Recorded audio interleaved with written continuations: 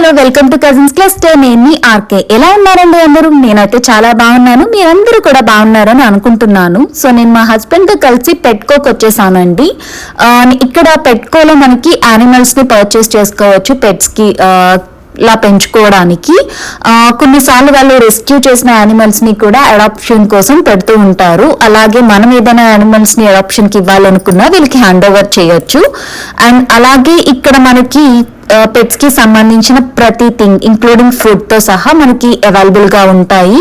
And అలాగే మనం ఇక్కడ పర్చేస్ చేసిన పెట్స్ కి వాళ్ళు ఏమైనా మనకి హెల్దీగా అనిపించకపోయినా, అవి యాక్టివ్ గా లేవు అనిపించినా కూడా వీళ్ళ దగ్గరకు తీసుకొస్తే వాళ్ళు ఒకసారి మనకి మానిటర్ చేసి ఫీడ్బ్యాక్ కూడా ఇస్తారు, సజెస్ట్ కూడా చేస్తారు. పెట్ కి సంబంధించిన మెడిసిన్స్ కూడా వీళ్ళ దగ్గర అవైలబుల్ గా ఉంటాయి.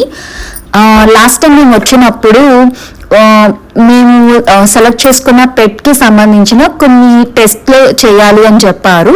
సో అందుకని చెప్పి ఆ టెస్ట్ కన్ఫర్మేషన్ కోసం ఇక్కడికి వచ్చాము. మేము ఏం పెట్ తీసుకున్నాం అనేది మీరు ఒక్కసారి కామెంట్ సెక్షన్ లో గెస్ట్ చేసేయండి.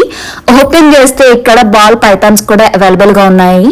అవునండి, వీళ్ళు చాలా మంది యుఎస్ పీపుల్ బాల్ పైథాన్స్ ని కూడా పెట్స్ కింద పెంచుకుంటూ ఉంటారు. మాక్సిమం వాళ్ళు రిస్ట్ కి క్యారీ చేస్తూ ఉంటారన్నమాట. మనం ఒక్కసారి నాకు ఫన్నీ ఇన్సిడెంట్ జరిగింది. నేను వాల్మార్ట్ కి వెళ్ళినప్పుడు ఒక పెట్ ని అలాగే క్యారీ చేస్తున్నారు. నేను సైడే ఉన్నాను.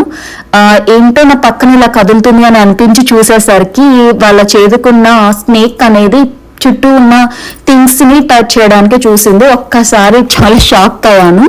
బట్ ఇవైతే అంత పాయిజనస్ కాదు అని అంటారు, కానీ మనకైతే కొంచెం భయం అయితే ఉంటుంది కదా.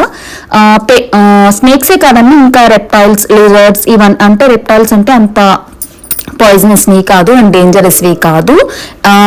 ఆ బ్రీడ్ లోకి సంబంధించినవి స్మాల్ యానిమల్స్. అండ్ అలాగే ఊసరవెల్లి కూడా ఉంది. లిజర్డ్స్ ని కూడా అడాప్ట్ చేసుకుంటారంట. నాకు చాలా ఫన్నీగా అనిపించింది. బన్నీ కూడా ఉంది. ఒకసారి చెక్ చేసేయండి.